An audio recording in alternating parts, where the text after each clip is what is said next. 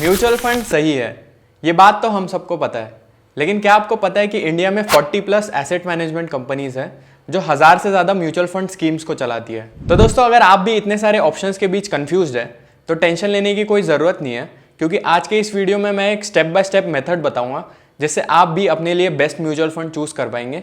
ऐसे भी लोग जिनको म्यूचुअल फंड के बारे में ज़्यादा जानकारी नहीं है, तो इस वीडियो को बिना स्किप किए एंड तक ज़रूर देखना। मेरा नाम है अनमोल और आप सबका स्वागत है स्टोइक वेल्थ की यूट्यूब चैनल पे, जहाँ पे हम लोग आपके लिए फाइनेंस को आसान बनाते हैं। दोस्तों, वीडियो स्टार्ट करने से पहले मेरी आपसे एक रिक्वेस्ट है कि अगर आपको हमारा कंटेंट इन्फॉर्मेटिव लग रहा है तो हमारे यूट्यूब चैनल को ज़रूर सब्सक्राइब कर देना, क्योंकि 75% लोग जो हमारे कंटेंट को देख रहे हैं उन्होंने अब तक हमारे चैनल को सब्सक्राइब नहीं किया है। Step 1, define your goal. दोस्तों, अपने लिए बेस्ट म्यूचुअल फंड चूज़ करने के लिए सबसे पहला स्टेप जो हमें ये करना है कि हमें क्लियर होना है कि हम आखिर इन्वेस्ट क्यों कर रहे हैं। क्या आप अपनी रिटायरमेंट के लिए इन्वेस्ट कर रहे हैं? क्या आप अपनी बच्चों के एजुकेशन के लिए इन्वेस्ट कर रहे हैं? क्या आपको एक नई कार चाहिए, या आप एक वेकेशन के लिए, या अपने बच्चों की वेडिंग के लिए इन्वेस्ट कर रहे हैं? तो सबसे पहला स्टेप ये है कि आपको इस बारे में क्लियर होना है कि आप इन्वेस्ट क्यों कर रहे हैं। अपने गोल के बारे में क्लियर होने से आपको एक आइडिया लग जाएगा कि आपको किस टाइप के म्यूचुअल फंड्स में इन्वेस्ट करना चाहिए। तो एक रूल ऑफ थंब जो आप फॉलो कर सकते हैं वो ये है कि अगर आप अपना पैसा 3 साल या उससे पहले निकालने का सोच रहे हैं तो उस केस में आपको डेट म्यूचुअल फंड्स को चूज़ करना चाहिए। अगर आपका इन्वेस्टमेंट पीरियड 3 से 5 साल है तो उस केस में आप हाइब्रिड म्यूचुअल फंड्स को प्रेफर कर सकते हैं। और अगर आप 5 साल या उससे लंबे टाइम पीरियड के लिए इन्वेस्ट करने का सोच रहे हैं तो उस केस में आप इक्विटी म्यूचुअल फंड्स की तरफ देख सकते हैं। तो अगर फॉर एग्जांपल आप अपना पैसा जो है वो अपनी रिटायरमेंट के लिए इन्वेस्ट कर रहे हैं, जो कि आज से 20 साल दूर है, तो उस केस में क्या है कि क्योंकि आपका टाइम पीरियड बहुत ही ज़्यादा लंबा है, तो उस केस में आप रिस्क लेके इक्विटी म्यूचुअल फंड्स में अपना पैसा इन्वेस्ट कर सकते हैं। और इक्विटी म्यूचुअल फंड्स में भी जो स्मॉल कैप फंड्स होते हैं जो ज़्यादा रिस्की होते हैं लेकिन लॉन्ग टर्म में ज़्यादा रिटर्न देते हैं, उनमें आप अपना पैसा इन्वेस्ट कर सकते हैं। लेकिन दूसरी ओर अगर आपका गोल है अपने लिए कार खरीदना या बच्चों की एजुकेशन के लिए पैसा रखना, जो आज से शायद सिर्फ 3 साल दूर है, और अगर आपने बाई चांस अपना पूरा पैसा स्मॉल कैप फंड्स में लगा दिया है और उसमें 30% का करेक्शन आ जाता है, जैसे पिछले कुछ महीनों में हुआ है, तो आप बहुत बड़ी प्रॉब्लम में फंस सकते हैं। एक बार के लिए आप कार जो है वो 1 साल डिले कर देंगे, लेकिन बच्चों की एजुकेशन जैसा गोल है उसको आप डिले नहीं कर सकते। तो इसलिए हमेशा इन्वेस्टिंग जो है वो अपने गोल के हिसाब से होनी चाहिए, क्योंकि जो लोग अपने गोल्स के हिसाब से इन्वेस्टमेंट करते हैं उनके सक्सेसफुल होने के चांसेस ज़्यादा होते हैं। अब बढ़ते हैं हम सेकेंड स्टेप की तरफ, जो कि है नो योर रिस्क प्रोफाइल। तो दोस्तों, इन्वेस्ट करने से पहले हमें अपनी रिस्क टेकिंग कैपेसिटी और हम किस तरह के इंसान हैं वो हमें पता होना चाहिए। फॉर एग्जांपल, अगर आप उस तरह के इंसान हो जो मार्केट 5 या 10% क्रैश करते ही परेशान हो जाते हो और अपने पूरे जो फंड्स हैं उनको बेच के निकलने का सोचते हो, तो आपको उस केस में अपना जो इक्विटी म्यूचुअल फंड्स में पोर्टफोलियो है उसमें कम एलोकेशन रखना चाहिए, शायद 50% या उससे भी कम। लेकिन आप अगर दूसरी ओर पे एक ऐसे यंग इंसान हो जिसकी रिस्क टेकिंग कैपेसिटी भी ज़्यादा है और उस पर कोई इंसान डिपेंडेंट भी नहीं है, तो उस केस में आप ज़्यादा रिस्क लेके अपना ज़्यादातर पोर्टफोलियो जो है वो स्मॉल कैप फंड्स की तरफ एलोकेट कर सकते हो। दोस्तों, इन्वेस्टिंग में हमेशा उतना ही रिस्क लेना चाहिए जितना रिस्क लेने के बाद आप पीसफुली रात को सो सके बिना किसी टेंशन के। अगर आप बहुत ज़्यादा रिस्क लेके बहुत ज़्यादा रिटर्न भी कमा लेते हो लेकिन आपकी लाइफ इतनी पीसफुल नहीं रहती है, तो उसका बहुत ज़्यादा मतलब नहीं है। अब आपको अपनी रिस्क टेकिंग कैपेसिटी कैसे पता चलेगी, तो उसके लिए मैं एक सिंपल मेथड बता देता हूँ। तो आपको क्या करना है, गूगल पे जाके UTI रिस्क प्रोफाइल एनालाइज़र ये सर्च करना है। फिर ये जो पहली लिंक आएगी UTI म्यूचुअल फंड की, उस पर क्लिक करना है। तो ये जो है कंटिन्यू मैंने कर दिया। तो ये हमसे 6 क्वेश्चन पूछेगा और उनके आंसर्स के बेसिस पे ये हमारी रिस्क प्रोफाइल को जज करेगा। तो इसमें जैसे आप देख सकते हैं कि सबसे पहला क्वेश्चन है आपके ऊपर कितने डिपेंडेंट्स हैं, मतलब आपकी इनकम के ऊपर कितने लोग डिपेंडेंट हैं। फॉर एग्जांपल, अगर मैं पैसा कमाता हूँ और मेरी इनकम पे मेरे बच्चे डिपेंडेंट हैं तो वो उनको डिपेंडेंट काउंट किया जाएगा। तो मेरे केस में वो नन है, तो इसलिए मैंने 0 कर दिया। फिर मैं आगे जाता हूँ, तो आई पे dash % of my income towards EMI। तो मेरी इनकम का कितना प्रोपोर्शन जो है वो EMI की तरफ जाता है। तो मेरे केस में वो हो गया बिटवीन 10 to 25%।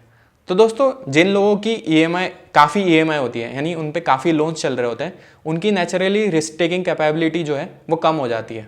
ठीक है, तो मैंने कर दिया ये सिलेक्ट। इसके बाद जो नेक्स्ट क्वेश्चन है वो ये है कि the following statement best describes my knowledge of investments, यानी मुझे इन्वेस्टिंग के बारे में कितनी नॉलेज है। तो फॉर एग्जांपल, अगर मुझे इन्वेस्टिंग के बारे में बिल्कुल नहीं पता है तो नेचुरली मेरी रिस्क टेकिंग कैपेसिटी जो है वो काफ़ी कम होगी। लेकिन अगर मुझे इन्वेस्टिंग के बारे में काफ़ी नॉलेज है तो मैं ज़्यादा रिस्क लेके ज़्यादा रिटर्न्स को चेस कर सकता हूँ। तो इस केस में मैंने इंटरमीडिएट सिलेक्ट कर दिया और नेक्स्ट किया क्लिक। फिर चौथा क्वेश्चन है stocks, equity, mutual fund and gold में मेरे पोर्टफोलियो का कितना परसेंटेज एलोकेटेड है। मेरा जो आधे से ज़्यादा पोर्टफोलियो है वो स्टॉक्स, म्यूचुअल फंड्स और गोल्ड में इन्वेस्टेड है, इसलिए मैंने नेक्स्ट क्लिक कर दिया। अब नेक्स्ट क्वेश्चन में हमें 2 ऑप्शन दिए हैं इन लोगों ने और हमें इनमें से कोई एक को चूज़ करना है। तो पहला ऑप्शन ये है कि हम एक स्टेबल कॉर्पोरेट जॉब को चूज़ करेंगे जिसमें शायद ग्रोथ की अपॉर्चुनिटीज़ थोड़ी कम हो, और दूसरा ऑप्शन है एक कम सिक्योरिटी वाला जॉब एक स्टार्टअप में जिसमें शायद ग्रोथ की पोटेंशियल जो है वो बहुत ही ज़्यादा हो। तो मैं पर्सनली शायद प्रोबेबली चूज़ बी करूँगा क्योंकि मैं एक ग्रोथ वाले एनवायरनमेंट में काम करना चाहूँगा। तो अब हम बढ़ते हैं नेक्स्ट क्वेश्चन की तरफ। लास्ट क्वेश्चन में ये हमसे ये पूछ रहा है कि अगर स्टॉक मार्केट जो है वो 20% से क्रैश कर जाता है तो उस केस में हम क्या करेंगे। क्या हम उस केस में और पैसा डालेंगे, क्या हम इन्वेस्टेड रहेंगे लेकिन और पैसा नहीं डालेंगे। तीसरा ऑप्शन है कि देखते रहेंगे और बाद में जाकर एक कम रिस्की पोर्टफोलियो में स्विच करेंगे। चौथा ऑप्शन है इमीडिएटली जो है अपना पैसा निकाल कर कम रिस्की वाली चीज़ों में इन्वेस्ट करेंगे। और पांचवा है कि सारी चीज़ें जो है वो तुरंत ही बेच देंगे। तो मैं पर्सनली जो है अगर मार्केट 20% से क्रैश कर जाता है तो मैं उस केस में और ज़्यादा इन्वेस्ट करना प्रेफर करूँगा। तो मैं नेक्स्ट कर देता हूँ। तो दोस्तों इस टेस्ट के बाद जो है मेरी रिस्क प्रोफाइल निकल के आई एग्रेसिव, यानी मैं एक एग्रेसिव इन्वेस्टर हूँ जो हाई रिस्क लेना प्रेफर करता है। वैसे ही आपको ये टेस्ट करनी है और खुद की रिस्क टेकिंग कैपेसिटी को मेजर करना है। फॉर एग्जांपल कुछ लोग हो सकता है काफ़ी कंजर्वेटिव इन्वेस्टर्स हो जो ज़्यादा रिस्क नहीं ले सकते, तो उस केस में आपकी इन्वेस्टिंग डिसीजंस जो है वो काफ़ी अलग होंगे मेरे इन्वेस्टिंग डिसीजंस से, क्योंकि मैं एक एग्रेसिव इन्वेस्टर हूँ। दोस्तों जो 3 मेजर टाइप के म्यूचुअल फंड्स होते हैं यानी इक्विटी, डेट और हाइब्रिड, उनमें भी बहुत सारी छोटी कैटेगरीज होती है जो कि आपको अपनी रिस्क प्रोफाइल के हिसाब से जिनमें इन्वेस्ट करना है। तो फॉर एग्जांपल अगर मैं एक एग्रेसिव इन्वेस्टर हूँ तो मैं अपना पैसा जो है वो स्मॉल कैप और मिड कैप फंड्स में डाल सकता हूँ। वेरस अगर आप एक थोड़े रिस्क एवर्स यानी कम रिस्क लेना प्रेफर करते हैं तब आप उस केस में लार्ज कैप म्यूचुअल फंड्स की तरफ देख सकते हैं। वैसे ही अगर आप डेट म्यूचुअल फंड्स में देखें तो डेट में जो है वो लिक्विड और ओवरनाइट फंड्स जो होते हैं वो सबसे कम रिस्की माना जाता है उनको, लेकिन जो क्रेडिट रिस्क फंड्स होते हैं उनमें हो सकता है आपको 1 से लेकर 2% के बीच में एक्स्ट्रा रिटर्न मिल जाए, लेकिन ये थोड़े ज़्यादा रिस्की होते हैं। वैसे ही अगर हाइब्रिड में देखें तो हाइब्रिड में बैलेंस्ड फंड्स जो होते हैं वो थोड़े कम रिस्की होते हैं, और जो एग्रेसिव फंड्स होते हैं उनमें स्टॉक्स का जो परसेंटेज है वो ज़्यादा होता है, इसलिए वो ज़्यादा रिस्की होता है। ये सब बताने के पीछे मेरा पॉइंट ये है कि अगर फॉर एग्जांपल आपने अपने गोल के हिसाब से ये डिसाइड कर लिया है, फॉर एग्जांपल आपका गोल 10 साल बाद आने वाला है और आपने ये डिसाइड कर लिया है कि आप इक्विटी म्यूचुअल फंड में डालने वाले हैं अपना पैसा, तो किस टाइप के म्यूचुअल फंड में आपको डालना चाहिए वो डिपेंड करेगा आपकी रिस्क प्रोफाइल की तरफ। फॉर एग्जांपल अगर आप कंजर्वेटिव इन्वेस्टर हैं तो आपके लिए बेटर होगा कि आप लार्ज कैप फंड में इन्वेस्ट करें, और अगर आप ज़्यादा रिस्क ले सकते हैं तो उस केस में स्मॉल और मिड कैप फंड्स की तरफ आप देख सकते हैं। दोस्तों सेबी ने जो है वो म्यूचुअल फंड को 36 अलग अलग कैटेगरीज में डिवाइड करके रखा है। तो अगर आप इन सारी कैटेगरीज के ऊपर एक डिटेल्ड वीडियो चाहते हैं तो नीचे कमेंट सेक्शन में लिख देना, और अगर हमें ऐसे 5 भी कमेंट्स आते हैं तो हम जल्दी ही उसके ऊपर एक वीडियो बना देंगे। दोस्तों सेकेंड स्टेप के बाद अपने गोल्स और रिस्क टेकिंग कैपेसिटी के बेसिस पे हमने ये तो डिसाइड कर लिया कि हम किस टाइप के म्यूचुअल फंड्स में इन्वेस्ट करेंगे। फॉर एग्जांपल आपने ये डिसाइड कर लिया कि आप लार्ज कैप म्यूचुअल फंड्स में इन्वेस्ट करेंगे, लेकिन आपको पता ही होगा कि इंडिया में 40+ म्यूचुअल फंड कंपनीज हैं और हर एक म्यूचुअल फंड कंपनी की अपनी अलग अलग स्कीम है। तो आप इन सारी स्कीम्स में से बेस्ट म्यूचुअल फंड अपने लिए कैसे चूज़ करेंगे, उसके लिए आपको कुछ बेसिक टर्मिनोलॉजीज और रेशियोज़ के बारे में पता होना चाहिए। अगर आपको इन बेसिक टर्मिनोलॉजीज जैसे NAV, AMC, AUM क्या होता है ये ऑलरेडी पता है तो आप वीडियो में आगे रेशियोज़ वाले पार्ट पे स्किप कर सकते हैं। सबसे पहला कॉन्सेप्ट है NAV यानी नेट एसेट वैल्यू। तो दोस्तों जो म्यूचुअल फंड है फॉर एग्जांपल अगर उसकी साइज 100 करोड़ रुपए है और उसको 10 करोड़ हिस्सों में बांटा गया है तो एक हिस्सा जो है उसकी वैल्यू जो है वो हो जाएगी 10 रुपये। तो ये जो 10 रुपये है यानी 100 करोड़ जो उसकी साइज़ है उसको अगर 10 करोड़ हिस्सों में बांटा गया है तो एक यूनिट की जो वैल्यू है उसको बोला जाता है NAV, जो कि इस केस में है 10 रुपये। और जब भी आप किसी म्यूचुअल फंड में अपना नया पैसा इन्वेस्ट करते हैं तो उस टाइम पे जो म्यूचुअल फंड कंपनी है वो आपको नए यूनिट्स इशू करती है। तो फॉर एग्जांपल अगर आप ये फंड में जिसकी साइज़ 100 करोड़ है उसमें 1 करोड़ रुपए और इन्वेस्ट करते हैं, क्योंकि एक यूनिट की जो वैल्यू है वो 10 रुपये है, तो उस केस में जो है वो म्यूचुअल फंड कंपनी जो है आपको 10 लाख यूनिट्स जो है वो इशू करेगी। ठीक है, ये जो NAV होता है उसकी वैल्यू उसी हिसाब से बढ़ती या घटती है जिस हिसाब से जो इन्वेस्टमेंट वैल्यू है उस फंड की वो भी कम या ज़्यादा होती है। तो फॉर एग्जांपल अगर वो फंड 100 करोड़ का है और उसका जो फंड मैनेजर है वो इन्वेस्ट करके उस पर 10% रिटर्न कमाता है, तो 1 साल बाद उस फंड की जो वैल्यू है वो 110 करोड़ रुपीज़ हो जाएगी। और अगर उस फंड के अभी भी 10 करोड़ ही यूनिट बचे हुए हैं तो उस केस में जो एक यूनिट है उसकी वैल्यू हो जाएगी 11 रुपये। ठीक है, अब बढ़ते हैं दूसरे कॉन्सेप्ट की तरफ जो कि है AMC यानी एसेट मैनेजमेंट कंपनी। जो भी म्यूचुअल फंड कंपनी आपके पैसों को इन्वेस्ट कर रही है उसको बोला जाता है AMC। ठीक है, तो इंडिया में अराउंड 40-45 AMCs हैं, जैसे HDFC mutual fund, ICICI prudential mutual fund. और यही जो एसेट मैनेजमेंट कंपनी होती है वो एक फ़ंड मैनेजर को हायर करती है हमारे बिहाफ पे उस पैसे को मैनेज करने के लिए। और ये जो फंड मैनेजर होता है उसकी काफ़ी नॉलेज और एक्सपर्टीज़ होती है उस सेक्टर में। फॉर एग्जांपल अगर वो एक डेट फंड को मैनेज कर रहे हैं तो उसको बॉन्ड मार्केट के बारे में काफ़ी नॉलेज होगा।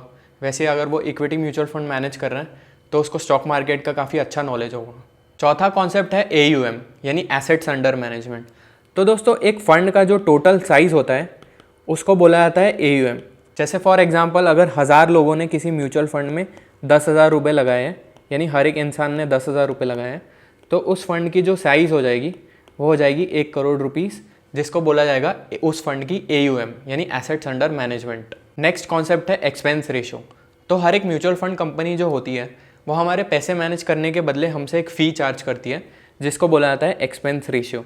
तो फॉर एग्जांपल अगर किसी म्यूचुअल फंड का एक्सपेंस रेशियो 1% है तो उसका मतलब अगर आप उस फंड में 100 रुपये इन्वेस्ट कर रहे हैं तो म्यूचुअल फंड कंपनी जो है वो आपसे 1 रुपये एज फ़ी चार्ज करेगी उस फंड को मैनेज करने के लिए, जिसको बोला जाता है एक्सपेंस रेशियो। तो ये एक्सपेंस रेशियो जितना कम हो हमारे लिए एज इन्वेस्टर्स उतना बेटर होता है। दोस्तों छठा कॉन्सेप्ट है एग्जिट लोड।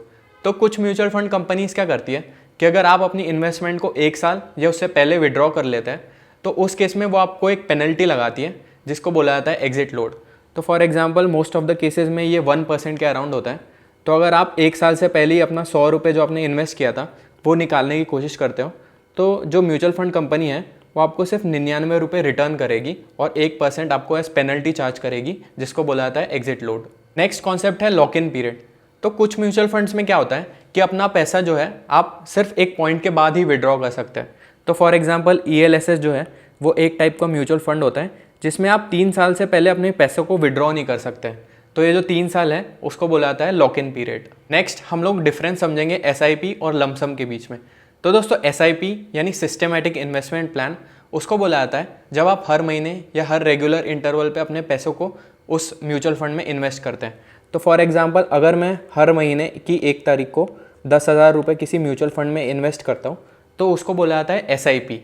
वेरस अगर मैं अपना पूरा पैसा साथ में इन्वेस्ट कर देता हूँ, जैसे मेरे पास अगर 10 लाख रुपए पड़े हुए हैं और मैं उस पैसे को साथ में इन्वेस्ट कर देता हूँ तब उसको बोला जाता है लमसम इन्वेस्टमेंट।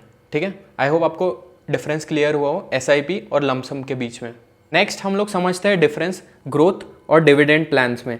तो हर एक म्यूचुअल फंड जो है उसमें 2 टाइप के प्लान्स होते हैं, एक तो ग्रोथ प्लान होता है और एक डिविडेंड प्लान होता है।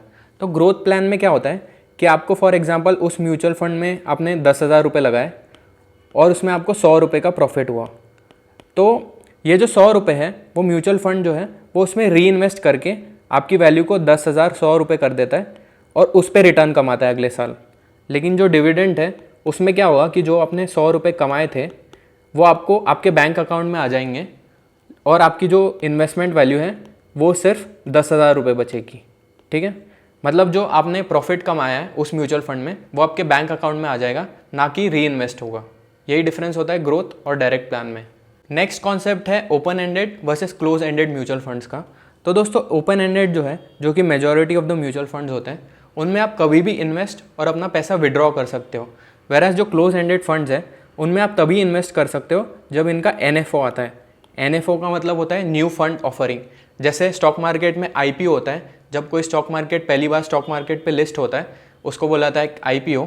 वैसे ही जो NFO होता है, जब कोई म्यूचुअल फंड नया लॉन्च होता है उसको बोला जाता है NFO।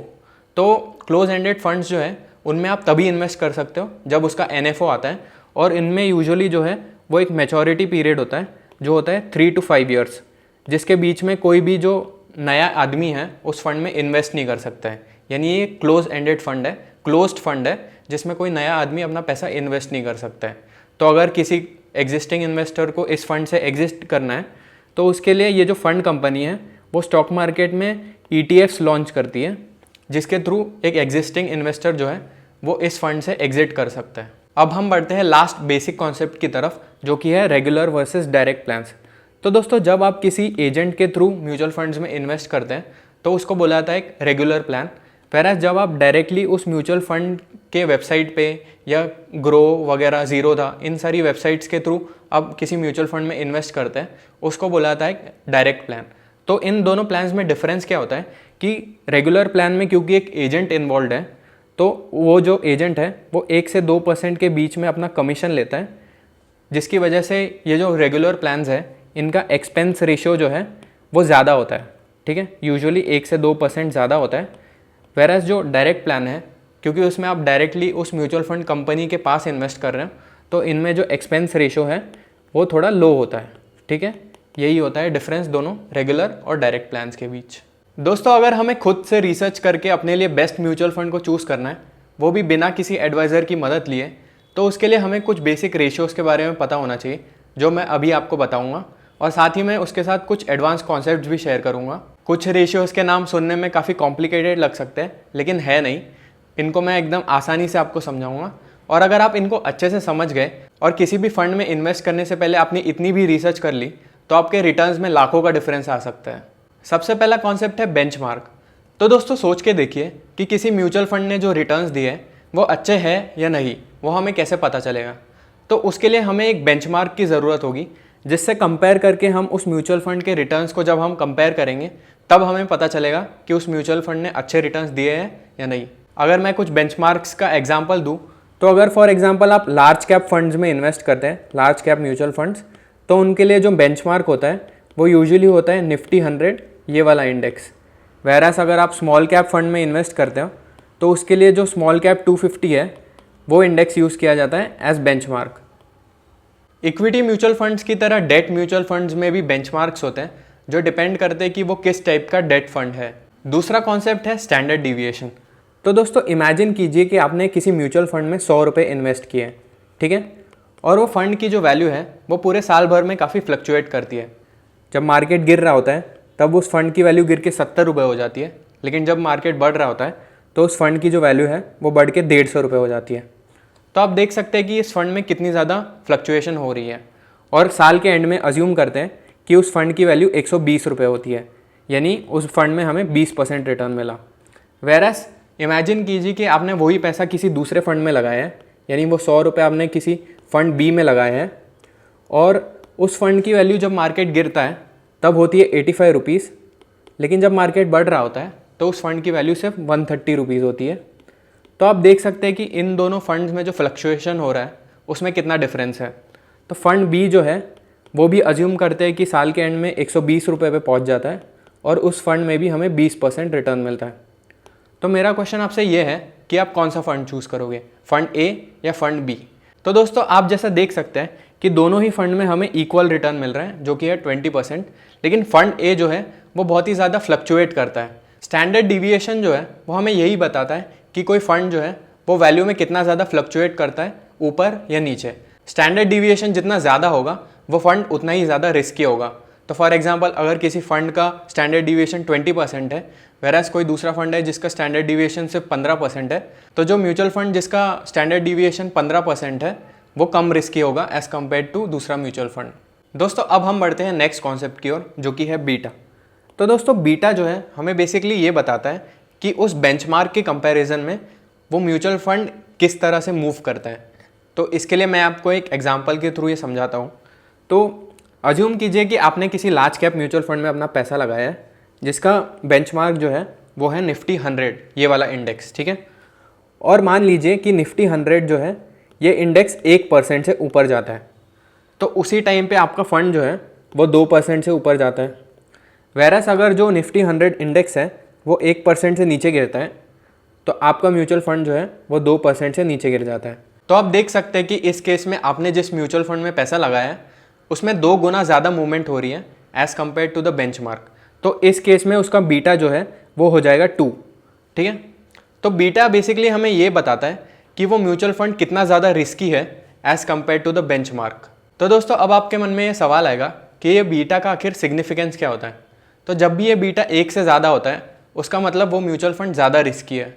अब ये थोड़ा ऊपर नीचे हो तो ठीक है, लेकिन फॉर एग्जांपल अगर उस कैटेगरी में सारे म्यूचुअल फंड्स का बीटा 1.1 के अराउंड है, लेकिन एक पर्टिकुलर म्यूचुअल फंड का बीटा 1.5 है, तो उस केस में वो जो म्यूचुअल फंड है उसने आपका पैसा बहुत ज़्यादा रिस्की स्टॉक्स में डाला है, इसलिए उसका बीटा इतना ज़्यादा है। तो ऐसे म्यूचुअल फंड्स को यूजुअली अवॉइड करना चाहिए।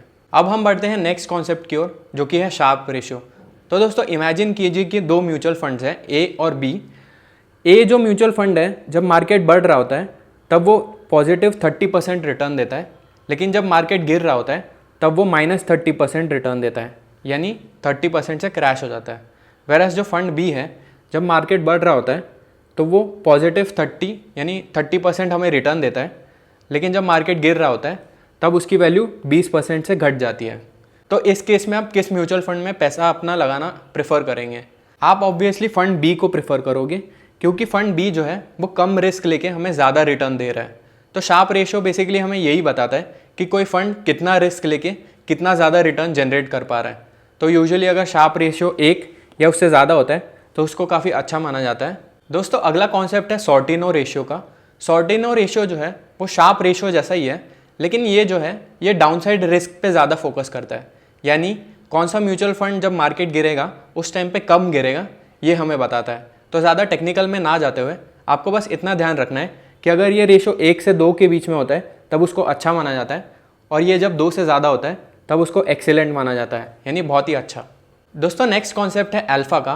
अल्फ़ा जो है हमें बेसिकली ये बताता है कि उस बेंचमार्क के कंपैरिजन में उस म्यूचुअल फंड ने कैसा परफॉर्म किया है, और ये रिस्क को भी कंसिडर करता है। तो फॉर एग्जांपल निफ्टी 50 जो है उस इंडेक्स ने सपोज कीजिए 15% रिटर्न दिया, और उसी साल आपके म्यूचुअल फंड ने 18% रिटर्न दिया, और अज्यूम करते हैं कि दोनों का जो रिस्क है वो सिमिलर था, तो उस केस में आपके जो म्यूचुअल फंड है क्योंकि उसने 3% एक्स्ट्रा रिटर्न दिया है उसको बोला जाता है अल्फ़ा, ठीक है। यानी इस केस में अल्फ़ा जो है वो हो जाएगा 3%। लेकिन अगर आपके म्यूचुअल फंड ने उसी साल 12% रिटर्न दिया होता तो उस केस में आपका अल्फ़ा जो है वो हो जाता -3%। तो हमें जो है ऐसे म्यूचुअल फंड्स को अवॉइड करना है जिनमें अल्फ़ा नेगेटिव हो, क्योंकि ऑब्वियसली आप अपना पैसा ऐसे म्यूचुअल फंड में लगाना चाहेंगे जो बेंचमार्क से जितना ज़्यादा हो सके उतना ज़्यादा रिटर्न जनरेट कर पाए। अगला कॉन्सेप्ट है रोलिंग रिटर्न्स का। तो दोस्तों जब भी हमें किसी म्यूचुअल फंड के रिटर्न्स को कैलकुलेट करना है तो उसके 2 तरीके होते हैं। सबसे पहला तरीका होता है पॉइंट टू पॉइंट रिटर्न को कैलकुलेट करना। तो पॉइंट टू पॉइंट का मतलब बेसिकली क्या है कि अगर मैं 1 जनवरी 2015 से लेकर 1 जनवरी 2025 अगर मैं इन दोनों पॉइंट्स के बीच में किसी म्यूचुअल फंड के रिटर्न्स को कैलकुलेट करूं तो उसको बोला जाएगा पॉइंट टू पॉइंट रिटर्न्स। लेकिन इस मेथड के साथ एक बहुत बड़ी प्रॉब्लम है। तो इमेजिन कीजिए कि एक म्यूचुअल फंड है, उसने 2015 से लेकर 2023 के बीच में बहुत ही ख़राब परफॉर्मेंस दी थी, यानी उसकी परफॉर्मेंस बहुत ही पुअर थी।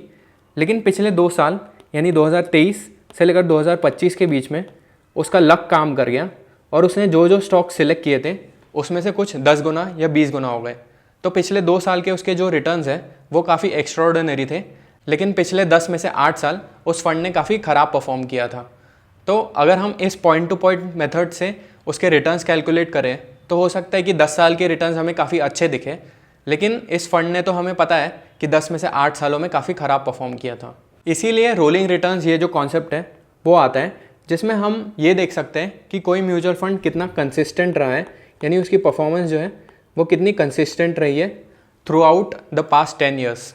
तो रोलिंग रिटर्न्स में मैं क्या करूँगा कि इस 10 साल के जो टाइम पीरियड है, यानी 2015 से लेकर 2025 है, उसको 5-5 साल के टाइम पीरियड्स में डिवाइड करूँगा और उस हिसाब से उसके रिटर्न्स चेक करूँगा।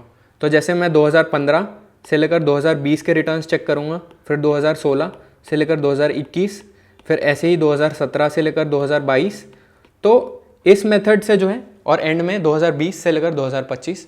तो इस मेथड से बेसिकली मुझे ये पता चलेगा कि अगर मैं उस फंड में किसी भी पॉइंट पे इन्वेस्ट करता तो क्या मुझे अच्छे रिटर्न्स मिलते या नहीं। अभी हो सकता है ये आपको कन्फ्यूजिंग लगे, लेकिन टेंशन लेने की बात नहीं है, क्योंकि वीडियो में मैं आगे एक एग्जाम्पल के थ्रू आपको ये समझाऊंगा। और उसके बाद भी अगर आपके मन में कोई भी डाउट होता है तो आप हमेशा नीचे कमेंट सेक्शन में अपना डाउट पोस्ट कर सकते हैं और हम उसे जल्दी से जल्दी सॉल्व करने की कोशिश करेंगे। दोस्तों अब जब हमने सारे इंपॉर्टेंट रेशियोज़ और बेसिक टर्म्स को कवर कर लिया तब हम बढ़ते हैं सबसे इंपॉर्टेंट पार्ट की तरफ, जो कि है finding the best mutual fund. अब इतने सारे ऑप्शंस में से हम बेस्ट म्यूचुअल फंड कैसे चूज़ करेंगे, उसके लिए मैंने एक चेकलिस्ट बनाई है। ये चेकलिस्ट आप अपने स्क्रीन पे देख सकते हैं, अगर आप चाहें तो इसका स्क्रीनशॉट भी ले सकते हैं। तो इस चेकलिस्ट को मैं एक एक करके समझाऊंगा और उसके बाद हम लाइव एग्जांपल के थ्रू देखने की कोशिश करेंगे। सबसे पहली चीज़ जो हमें चेक करनी है वो ये है कि क्या वो AMC यानी एसेट मैनेजमेंट कंपनी रेप्यूटेड है या नहीं। तो रिसेंट कुछ टाइम्स में क्या हुआ है कि कुछ एसेट मैनेजमेंट कंपनीज़ की रेप्यूटेशन काफ़ी ख़राब हुई है, क्योंकि उनके ऊपर फ्रॉड के एलिगेशंस लगे हैं। कुछ म्यूचुअल फंड कंपनीज़ में फ्रंट रनिंग, तो फ्रंट रनिंग क्या होता है कि जब कोई म्यूचुअल फंड का मैनेजर अपने पोर्टफोलियो में कुछ स्टॉक्स को खरीद के रख ले और उसके कुछ दिनों बाद जो म्यूचुअल फंड का पैसा है वो उन स्टॉक्स में लगाए, जिसकी वजह से उन स्टॉक्स की प्राइस जो है वो बढ़ जाएगी और वो म्यूचुअल फंड का मैनेजर है वो अपने पोर्टफोलियो से उन स्टॉक्स को बेच के निकल जाए हाई प्राइस पे। तो इसको बोला जाता है फ्रंट रनिंग। तो कुछ म्यूचुअल फंड कंपनीज़ के ऊपर ये एलिगेशन लगे। वैसे ही हमें ये भी चेक करना है कि जो फंड मैनेजर हमारे पैसों को मैनेज कर रहे हैं उसकी प्रोफाइल क्या है, उसका एक्सपीरियंस क्या है, एजुकेशनल बैकग्राउंड क्या है, ये सारी चीज़ें हमें चेक करनी है। साथ ही में हमें ये भी चेक करना है कि उस फंड मैनेजर का ट्रैक रिकॉर्ड कैसा है, पास्ट में उसने जो भी स्कीम्स को संभाला है उसमें उसने कैसे रिटर्न्स जनरेट करके दिए हैं। और ये भी हमें चेक करना है और इंश्योर करना है कि जो म्यूचुअल फंड को मैनेज करने वाला फंड मैनेजर है वो बार बार चेंज ना हो रहा हो। इसके बाद जो चीज़ को हमें चेक करना है वो है रिटर्न्स को, दोनों पॉइंट टू पॉइंट और रोलिंग बेसिस रिटर्न्स को। और हमें ये सिर्फ 1 या 2 साल या 3 साल के लिए नहीं करना है, पिछले 5 साल और 10 साल के डेटा पे ये चेक करना है। और हमें 2 टाइप के कंपैरिजन करने हैं। एक तो हमें उस म्यूचुअल फंड को उसके बेंचमार्क के साथ कंपेयर करना है और दूसरा उसके पीयर्स के साथ, यानी जो सिमिलर फंड्स हैं दूसरे एसेट मैनेजमेंट कंपनीज़ के उनके। जैसे फॉर एग्जांपल अगर मैं ICICI प्रूडेंशियल के लार्ज कैप फंड को कंपेयर करता हूँ तो मैं उसको कोटक के स्मॉल कैप फंड के साथ कंपेयर नहीं करूँगा, मैं उसको कोटक के लार्ज कैप फंड के साथ ही कंपेयर करूँगा। तीसरी चीज़ जो हमें चेक करनी है वो है रेशियोज़। तो जैसे कुछ ही टाइम पहले हमने सारे रेशियोज़ को डिस्कस किया, तो ये सारे रेशियोज़ को हमें चेक करना है। जिसके बाद हमें चेक करना है उस फंड का एसेट अंडर मैनेजमेंट, उसका एक्सपेंस रेशियो क्या है और उसकी रेटिंग क्या है। रेटिंग्स को जो है वो आप कम इंपॉर्टेंस दे सकते हैं क्योंकि बहुत बार ये मिसलीडिंग होती है, तो इसलिए आप इसको कम प्रेफरेंस दें तो ही अच्छा है। सिर्फ किसी म्यूचुअल फंड को अगर 5 स्टार रेटिंग मिली है तो उसको देख के हमें किसी म्यूचुअल फंड में इन्वेस्ट नहीं करना है। नेक्स्ट आइटम जो हमें चेक करना है वो ये है कि उस म्यूचुअल फंड में स्टॉक्स का एलोकेशन कैसा है, क्या किसी पर्टिकुलर सेक्टर में बहुत ज़्यादा कॉन्सेंट्रेशन तो नहीं है उस म्यूचुअल फंड का। हालांकि सेबी की गाइडलाइंस के हिसाब से कुछ कैप लगाए गए हैं कि एक म्यूचुअल फंड अपने पोर्टफोलियो का मैक्सिमम सिर्फ इतना परसेंटेज किसी एक सेक्टर में इन्वेस्ट कर सकता है, लेकिन फिर भी अगर हम अवेयर रहें इन सारी चीज़ों के बारे में तो अच्छा है। और लास्ट में हमें उस म्यूचुअल फंड में जो भी स्टॉक्स मौजूद हैं उनका PE रेशियो भी चेक करना है। PE रेशियो क्या होता है कि अगर आप 1 रुपये की कमाई के लिए आप कितना रुपये देने के लिए तैयार है उसको बोला जाता है PE रेशियो। तो फॉर एग्जांपल अगर किसी कंपनी का प्रॉफिट 1 साल में 1 करोड़ रुपए है और उस कंपनी को आप 20 करोड़ रुपए में खरीद रहे हैं तो उसका PE रेशियो हो जाएगा 20। तो ये जितना कम हो उतना बढ़िया है आपके लिए। अब थियरी तो बहुत ज़्यादा हो गई दोस्तों, मैं आपको प्रैक्टिकली करके दिखाऊंगा कि आपको अलग अलग म्यूचुअल फंड्स को कंपेयर कैसे करना है और उसमें से अपने लिए बेस्ट म्यूचुअल फंड को कैसे चूज़ करना है। तो सबसे पहले हमको क्या करना है कि हमें google.com पे जाके वैल्यू रिसर्च ऑनलाइन इस वेबसाइट पे आना है, valueresearchonline.com। तो सबसे पहले ये वेबसाइट आपको अकाउंट साइन अप करने के लिए बोलेगी, तो आपको ये कर लेना है, ये एब्सोल्युटली फ्री है। उसके बाद क्या करना है कि आपको ये फंड्स वाला सेक्शन दिख रहा होगा, उस पर क्लिक करना है। फिर मैंने फंड्स वाले सेक्शन पे क्लिक कर लिया तो आप देख सकते हैं कि यहाँ पे मोर टूल्स वाला ऑप्शन है।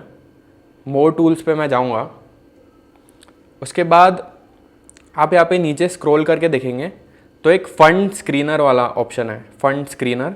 तो इस पर मैंने क्लिक कर लिया तो इस पे जो है अभी बहुत सारे फिल्टर्स लगे हुए हैं। तो आई होप फर्स्ट स्टेप और सेकंड स्टेप यानी अपनी रिस्क प्रोफाइल और अपने गोल्स के हिसाब से आपने ये डिसाइड कर लिया है कि आप किस टाइप के म्यूचुअल फंड में इन्वेस्ट करने वाले हो। तो फॉर एग्जांपल अगर मैंने ये डिसाइड कर लिया है कि मैं लार्ज कैप म्यूचुअल फंड्स में इन्वेस्ट करने वाला हूँ तो मैं क्या करूँगा कि यहाँ पे जो फ़िल्टर लगा हुआ है उसमें फ़ंड कैटेगरी में मैं सिर्फ लार्ज कैप म्यूचुअल फंड्स को सेलेक्ट करूँगा।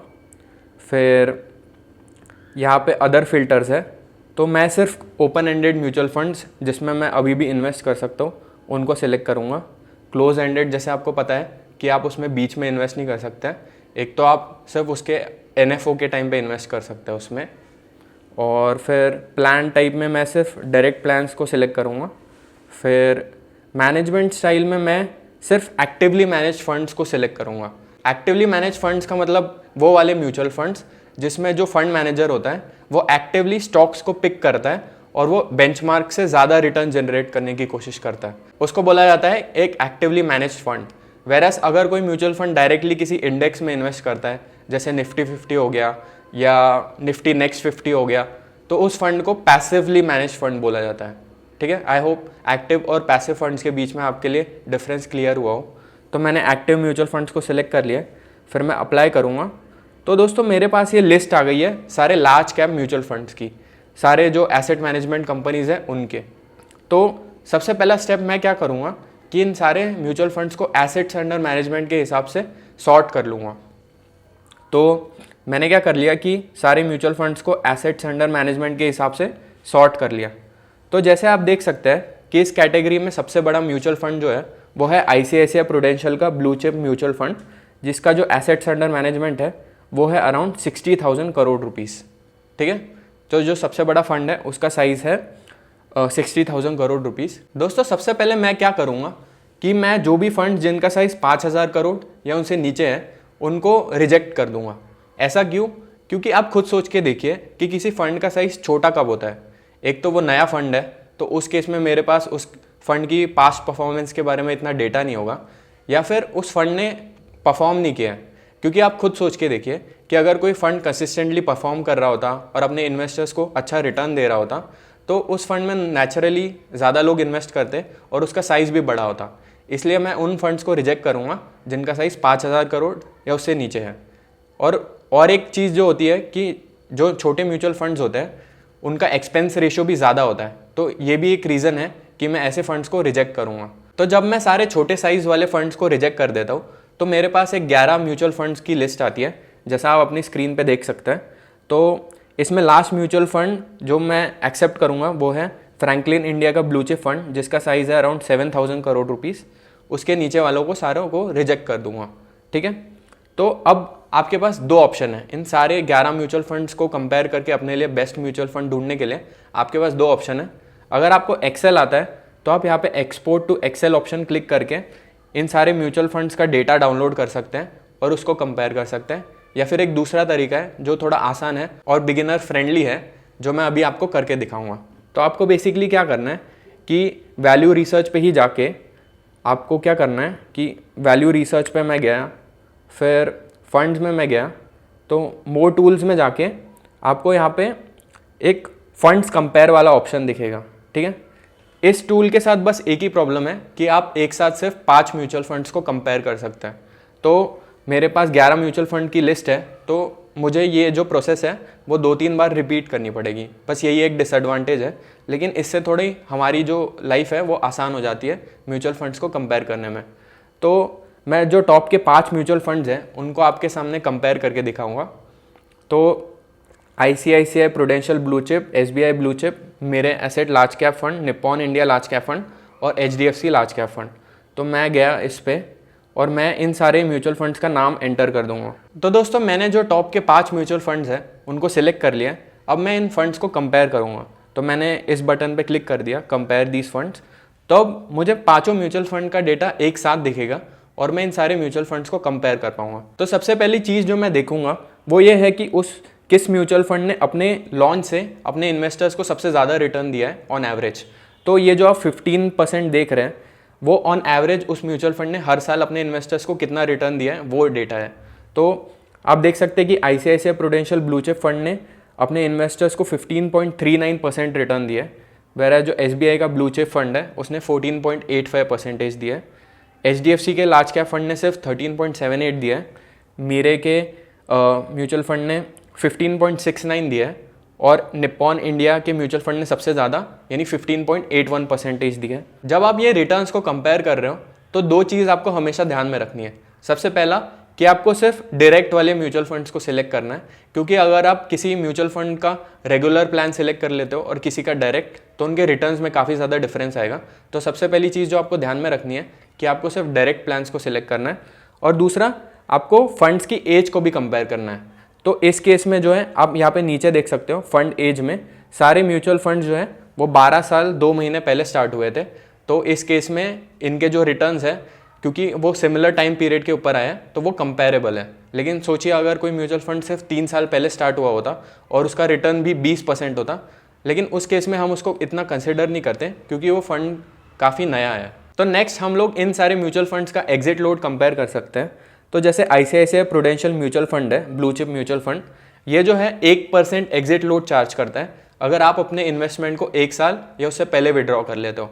वेरास जो निप्पॉन का India large cap mutual fund है वो 1% एग्जिट लोड चार्ज करता है सिर्फ 7 दिनों के लिए, यानी अगर आप 7 दिन से ज़्यादा के लिए होल्ड करते हो तब आपको वो कोई एग्जिट लोड चार्ज नहीं करता है। तो इस मामले में निप्पॉन का जो लार्ज कैप फंड है वो बाकी सारे फंड से बेटर है।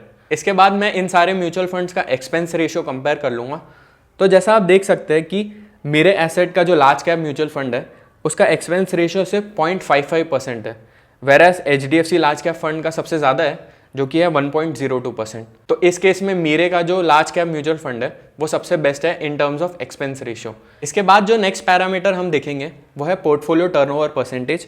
तो पोर्टफोलियो टर्नओवर परसेंटेज का बेसिकली मतलब क्या होता है कि कोई म्यूचुअल फंड का साइज सपोज 1000 करोड़ है और उस फंड का जो मैनेजर है वो 300 करोड़ के शेयर्स बेच के उसके बदले नए शेयर्स ले लेता है। तो क्योंकि वो उस पोर्टफोलियो को चेंज कर रहे हैं तो वो होता है पोर्टफोलियो टर्नओवर परसेंटेज। तो ये पोर्टफोलियो टर्नओवर परसेंटेज जितना कम हो उतना हमारे लिए बेटर होता है, क्योंकि हम एज लॉन्ग टर्म इन्वेस्टर्स ऐसे स्टॉक्स में डालना या ऐसे म्यूचुअल फंड्स में डालना प्रेफर करेंगे जो अपने स्टॉक्स को इतना ज़्यादा चेंज ना कर रहा हो, उसके जो स्टॉक्स है वो लॉन्ग टर्म तक काफ़ी कंसिस्टेंट रहे। तो इसलिए पोर्टफोलियो टर्नओवर परसेंटेज जितना कम हो उतना बेटर होता है। तो पोर्टफोलियो टर्नओवर परसेंटेज में आप देख सकते हैं कि HDFC का जो लार्ज कैप फंड है उसका सबसे कम पोर्टफोलियो टर्नओवर परसेंटेज है जो कि है अराउंड 14.67%, वेरास मेरे एसेट लार्ज कैप फंड का सबसे ज़्यादा है जो कि है 49%। लेकिन ये फिर भी ठीक है क्योंकि ये अभी भी 50% से नीचे है। तो 50% अगर ये 100 से ज़्यादा हो जाता है तो ये बहुत ज़्यादा चिंताजनक बात है, क्योंकि जो फंड मैनेजर है वो अपने स्टॉक्स को बहुत ही ज़्यादा कंटिन्यूसली चेंज कर रहे हैं जो कि अच्छी चीज़ नहीं है। ठीक है, इसके बाद हम लोग ट्रेलिंग रिटर्न्स को कंपेयर कर लेंगे। जैसे मैं नीचे गया तो ट्रेलिंग रिटर्न्स के बेसिस पे मैं कंपेयर कर सकता हूँ। तो मैं 1 डे से लेकर 10 साल तक का डेटा कंपेयर कर सकता हूँ। अगर मैं 10 साल के रिटर्न्स के बेसिस पे कंपेयर करूँ तो निप्पॉन इंडिया का जो लार्ज कैप म्यूचुअल फंड है उसने सबसे ज़्यादा रिटर्न यानी 13.41% रिटर्न दिया है ऑन एवरेज अपने इन्वेस्टर्स को, whereas ICICI Prudential blue chip fund second number पे आता है और उसने अपने इन्वेस्टर्स को 13.31% रिटर्न दिया। ऐसे ही मैं सारे म्यूचुअल फंड्स को 7 साल 5 साल 3 साल इस सारे डेटा पे कंपेयर करूँगा और जो म्यूचुअल फंड मुझे कंसिस्टेंटली इन सारे पीरियड्स में टॉप 1 या 2 में आएगा मैं उसको ज़्यादा प्रेफरेंस दूंगा। इसके बाद मैं रिस्क रेशियोज़ देख लूँगा सारे म्यूचुअल फंड्स के। रिस्क रेशियोज़ हम देखें तो अगर हम स्टैंडर्ड डिविएशन देखें तो Nippon India large cap fund का सबसे ज़्यादा है जो कि है 13.27%, वेरास जो सबसे कम है वो है मेरे एसेट के लार्ज कैप म्यूचुअल फंड का जो कि है 12.34%। अब आप देख सकते हैं कि इसमें बहुत ज़्यादा डिफरेंस नहीं है, सिर्फ 0.9% का डिफरेंस है, तो इतना ज़्यादा दिक्कत वाली बात नहीं है। फिर हम शार्प रेशियो को देखें तो आप देख सकते हैं कि निप्पॉन इंडिया का जो लार्ज कैप फंड है उसका शार्प रेशियो सबसे ज़्यादा है जो कि है 0.9%। मतलब ये म्यूचुअल फंड जिस हिसाब से रिस्क ले रहा है उस हिसाब से वो सबसे ज़्यादा रिटर्न जनरेट कर पा रहा है। For every risk it takes it is able to generate much higher returns. फिर इसके बाद हम लोग सॉर्टिनो रेशियो को देख लेंगे। तो सॉर्टिनो रेशियो में भी आप देख सकते हैं कि Nippon India large cap fund का सॉर्टिनो रेशियो सबसे ज़्यादा है जो कि है 1.71। तो इस केस में भी निप्पॉन को जो है वो थम्स अप है। फिर हम लोग बीटा देखें तो सारे म्यूचुअल फंड्स का बीटा 1 से कम है जो कि अच्छी बात है, यानी ये सारे म्यूचुअल फंड्स इतने ज़्यादा वोलाटाइल नहीं है, अपने बेंचमार्क से कम ही ज़्यादा वोलाटाइल होते हैं यानी फ्लक्चुएट होते हैं। फिर अगर हम अल्फ़ा को कंपेयर करें तो इस मामले में भी Nippon India large cap fund का अल्फ़ा सबसे ज़्यादा है जो कि है 6.07%। इसके बाद हम लोग बढ़ेंगे एसेट एलोकेशन की ओर। तो एसेट एलोकेशन हमें बेसिकली ये बताता है कि अगर म्यूचुअल फंड के पास 100 रुपये है तो उसके पास अभी कैश कितना पड़ा हुआ है और कितना वो ऑलरेडी इन्वेस्ट कर चुका है। तो इसके बाद हम लोग बढ़ते हैं सेक्टर डिस्ट्रीब्यूशन की तरफ। तो जैसा आप देख सकते हैं कि हर एक सेक्टर में किस म्यूचुअल फंड ने कितना कितना पैसा डाला है वो हमें ये इससे पता चलता है। तो फॉर एग्जांपल अभी मुझे पर्सनली फाइनेंशियल सेक्टर जो है वो थोड़ा अंडर वैल्यूड लगता है, तो मैं इस पॉइंट पे ऐसे फंड को प्रेफर करना चाहूँगा जिसका एलोकेशन जो है वो फाइनेंशियल सेक्टर की तरफ ज़्यादा है। तो इस केस में आप देख सकते हैं कि Nippon India large cap fund है, उसका सबसे ज़्यादा है एलोकेशन फाइनेंशियल सेक्टर की ओर, जो कि है 36% के आसपास। वेरएस टेक्नोलॉजी सेक्टर जो है वो पिछले कुछ महीनों से काफ़ी पिटा हुआ है और निप्पॉन का आप देख सकते हैं वो सबसे कम है। अब हम लोग बढ़ते हैं नेक्स्ट कंपैरिजन की ओर, जो कि है होल्डिंग्स का। इन सारे पैरामीटर्स पे हम म्यूचुअल फंड को कंपेयर करने वाले हैं, जो कि है price to book ratio, price to earnings ratio. तो ये बेसिकली अगर आपको ये चीज़ें नहीं पता है तो आपको बस इतना समझना है कि ये जितनी कम हो यूजुअली उतना बेटर होता है। तो आप देख सकते हैं कि बहुत ज़्यादा डिफरेंस तो है नहीं, बस SBI ब्लू चिप का प्राइस टू बुक रेशियो बहुत ही ज़्यादा है, जो कि अराउंड 3.84, वेरएस सबसे कम HDFC लार्ज कैप का है, जो कि है 3.14। तो निप्पॉन का इस केस में भी डिसेंट है, वो कि है 3.21। इसके बाद हम लोग जो PE रेशियो है उस पोर्टफोलियो का, तो PE रेशियो क्या होता है कि म्यूचुअल फंड में अगर 100 स्टॉक्स मौजूद हैं और उनका एवरेज PE रेशियो अगर 20 के अराउंड है तो उसको बोला जाता है म्यूचुअल फंड का PE रेशियो। तो इस केस में आप देख सकते हैं कि SBI ब्लू चिप का PE रेशियो सबसे ज़्यादा है, जो कि अराउंड 24, और सबसे कम HDFC large cap mutual fund का है, जो कि है अराउंड 19। इसके बाद आप नंबर ऑफ स्टॉक्स देख सकते हो, तो सबसे ज़्यादा स्टॉक्स मीरे के asset large cap mutual fund में, जो कि अराउंड 81 स्टॉक्स है, और सबसे कम HDFC लार्ज कैप फंड में। तो यूजुअली बहुत ज़्यादा स्टॉक्स होना भी अच्छी चीज़ नहीं है, क्योंकि क्या हो जाता है कि अगर आप बहुत ज़्यादा डाइवर्सिफिकेशन भी कर लो तो उसका आपके रिटर्न्स पे इम्पैक्ट पड़ता है। तो एक राइट बैलेंस होना चाहिए। अब हम लोग इन सारे म्यूचुअल फंड्स की टॉप होल्डिंग्स को चेक कर लेते हैं एक बार। तो टॉप होल्डिंग्स का मतलब उस म्यूचुअल फंड ने सबसे ज़्यादा पैसा किन स्टॉक्स में डाला है, वो हमें टॉप होल्डिंग से पता चल जाता है। तो जैसे आप देख सकते हैं कि majority of the mutual funds ने अपना सबसे ज़्यादा पैसा HDFC बैंक में डाला है, जो कि अराउंड 10% के अराउंड है, यानी ऑलमोस्ट सारे म्यूचुअल फंड्स ने अराउंड 10% अपना पैसा HDFC बैंक में डाला है। तो वैसे ही आप कंपेयर कर सकते हैं।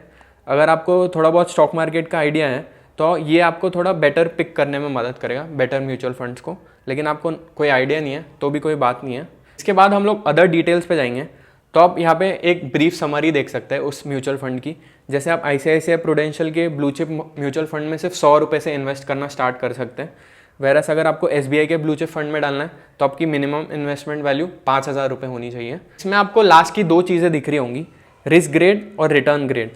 तो रिस्क ग्रेड में आप देख सकते हैं कि ICICI Prudential blue chip fund का रिस्क ग्रेड लो है, वेरस जो HDFC लार्ज कैप का है वो एवरेज है, और बाकी सारे म्यूचुअल फंड्स का बिलो एवरेज है, यानी ये कम रिस्की है।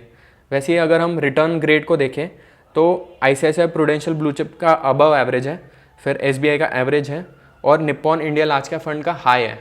तो दोस्तों इन सारे पैरामीटर्स में कंपेयर करने के बाद मेरे हिसाब से जो best large cap mutual fund मुझे लगा वो है निप्पॉन इंडिया का लार्ज कैप म्यूचुअल फंड। ये जो फंड है वो मेरे हिसाब से बेस्ट है, लेकिन दोस्तों आपको अपनी मेहनत का पैसा बिना सोचे समझे ऐसे ही किसी का भी सुन के इन्वेस्ट नहीं करना है, आपको खुद की रिसर्च करनी चाहिए। और ये डेटा जो मैंने बताया वो सिर्फ टॉप के 5 म्यूचुअल फंड्स का है। इसके अलावा लार्ज कैप कैटेगरी में और 6 म्यूचुअल फंड्स हैं, तो आपको इसी तरह उनको भी कंपेयर करना चाहिए। तो उसके बाद अगर आपने 2-3 म्यूचुअल फंड्स की लिस्ट को शॉर्टलिस्ट कर लिया है तो उसके बाद क्या करना है वो मैं अब आपको बताता हूँ। तो आपको बेसिकली क्या करना है कि अब आपको वो जो म्यूचुअल फंड को मैनेज करने वाले फंड मैनेजर है उनकी प्रोफाइल चेक करनी है। तो उसके लिए आपको grow.in इस वेबसाइट पे आना है, grow.in, और उस पर उस म्यूचुअल फंड को सर्च करना है। जैसे मैं Nippon India large cap fund को सर्च कर लूँगा, Nippon India large cap fund आ गया। इसमें मैं नीचे स्क्रॉल करके इस वेबसाइट पे भी जो सारी डिटेल्स वैल्यू रिसर्च पे मिली वो सारी डिटेल्स आप इस वेबसाइट पे भी चेक कर सकते हैं।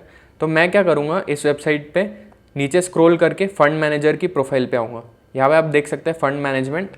तो शैलेश जी जो है वो 2013 से इस फंड के साथ जुड़े हुए हैं, यानी ऑलमोस्ट स्टार्टिंग से। तो ये मुझे और ज़्यादा कॉन्फिडेंस देता है उस फंड में।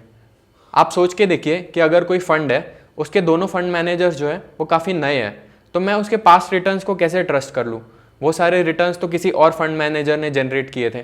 तो इसलिए जो फंड मैनेजर है जितने पुराने हो उतना बेटर है। यहाँ पे आपको उनकी प्रोफाइल के बारे में एक ब्रीफ मिल जाता है। तो जैसे इन्होंने MBA किया है और इसके साथ साथ वो कौन सी दूसरी स्कीम्स मैनेज कर चुके हैं उसकी भी इन्फॉर्मेशन है। तो इसके साथ साथ वो और भी काफ़ी सारी स्कीम्स को मैनेज कर रहे हैं, जो मुझे एज इन्वेस्टर कॉन्फिडेंस देता है उनकी एबिलिटी में। वैसे ही मैं जो दूसरे फंड मैनेजर हैं भाविक दवे जी, उनकी भी थोड़ी बैकग्राउंड चेक कर लूँगा, और इसी हिसाब से मैं ये इंश्योर कर लूँगा कि जो फंड मैनेजर्स मेरे पैसों को संभाल रहे हैं क्या उनका रेलेवेंट एक्सपीरियंस है या नहीं, क्या मैं उनको ट्रस्ट कर सकता हूँ या नहीं। अब इसके बाद और एक चीज़ जो आपको करनी है लास्ट में, वो ये है कि अपने कंफर्ट के लिए रोलिंग रिटर्न्स को भी एक बार चेक कर लेना। तो रोलिंग रिटर्न्स के लिए क्या करूँगा मैं कि एडवाइज़र खोज एक वेबसाइट है, उसमें मैं जाऊँगा। एडवाइज़र खोज ये वेबसाइट है, तो इसमें मैं म्यूचुअल फ़ंड का नाम सर्च कर लूँगा। तो हमारा म्यूचुअल फ़ंड था लार्ज कैप म्यूचुअल फ़ंड, और फंड 1 था Nippon India large cap fund. ठीक है, डायरेक्ट और ग्रोथ प्लान सेलेक्ट करना है आपको। ठीक है, मैंने सबमिट कर दिया। तो अब यहाँ पे 3 साल के रोलिंग रिटर्न्स देख सकते हैं कि मैं स्टार्ट डेट जैसे 2015 की चेंज कर देता हूँ। तो यहाँ पे स्टार्ट डेट मैंने चेंज कर दी 2015 की और सबमिट कर दिया। तो आप देख सकते हैं कि मैं 2015 से लेकर आज तक यानी पिछले 10 साल का डेटा कंपेयर कर सकता हूँ। तो रोलिंग बेसिस पे भी आप देख सकते हैं कि ये वाला फंड शायद 2018 से लेकर 2022 के बीच में उसने थोड़ा अंडर परफॉर्म किया था as compared to its index. लेकिन अगर मैं लॉन्ग टर्म देखूँ तो ये फंड हमेशा ही ऑन एवरेज इसने अपने इंडेक्स को बीट किया है। सिर्फ अगर मैं 2017 से लेकर 2020 के अराउंड का पीरियड देखूं तो उसमें इस फंड ने थोड़ा अंडर परफॉर्म किया था, यानी बेंचमार्क से ऊपर ही था लेकिन थोड़ा मतलब बहुत ज़्यादा डिफरेंस नहीं था। लेकिन पिछले कुछ सालों में इस फंड ने काफ़ी आउट परफॉर्म किया है अपने बेंचमार्क को। तो ये मुझे कंफर्ट देता है कि इस फंड ने जो है कंसिस्टेंटली पिछले काफ़ी सालों में परफॉर्म किया है। दोस्तों, आपने सारे म्यूचुअल फंड्स को कंपेयर कर लिया और अपने लिए बेस्ट म्यूचुअल फंड भी ढूंढ लिया, लेकिन उसके बाद क्या? सबसे लास्ट स्टेप ये है कि आपको हर साल अपने पोर्टफोलियो को कंटिन्यूसली रिव्यू करना है और अपनी स्ट्रैटेजी, अपने गोल्स और अपनी सिचुएशन के हिसाब से अपने पोर्टफोलियो में चेंजेस करने हैं। तो हर साल आपको जो है अपने पोर्टफोलियो को रिव्यू करना है और उस हिसाब से चेंजेस करने हैं। ये करना क्यों बहुत ही ज़्यादा ज़रूरी है, उसके लिए मैं आपको एक एग्जांपल देता हूँ। तो सोचिए कि आपने 20 साल पहले किसी म्यूचुअल फंड में SIP स्टार्ट की थी, फॉर एग्जांपल किसी स्मॉल कैप म्यूचुअल फंड में, और क्योंकि उस पॉइंट पे आपका रिटायरमेंट शायद 25 साल दूर था। लेकिन आज सोच के देखिए कि आपका रिटायरमेंट सिर्फ 5 साल दूर है, और बाय चांस जिस साल आप रिटायर होने वाले हो उस साल वो स्मॉल कैप इंडेक्स में 30% का करेक्शन आ जाता है। तो उस टाइम आप एक बहुत ख़राब सिचुएशन में फंस जाएंगे। तो उसके लिए क्या करना है कि जैसे आपको दिख रहा है कि आपका रिटायरमेंट अभी सिर्फ शायद 5 साल या 3 साल दूर है, तो आपको धीरे धीरे जो ज़्यादा रिस्की फंड्स हैं उनसे स्विच करके धीरे धीरे जो कम रिस्की फंड है और थोड़ा थोड़ा डेब्ट म्यूचुअल फंड्स की तरफ शिफ्ट कर लेना चाहिए अपना पैसा, जिससे आप पीसफुली रिटायर कर सको। तो दोस्तों, आई होप आपको ये वीडियो इन्फॉर्मेटिव लगा हो। अगर वीडियो पसंद आया है तो इसे लाइक और अपने दोस्तों के साथ ज़रूर शेयर कर देना। मिलते हैं अगले वीडियो में।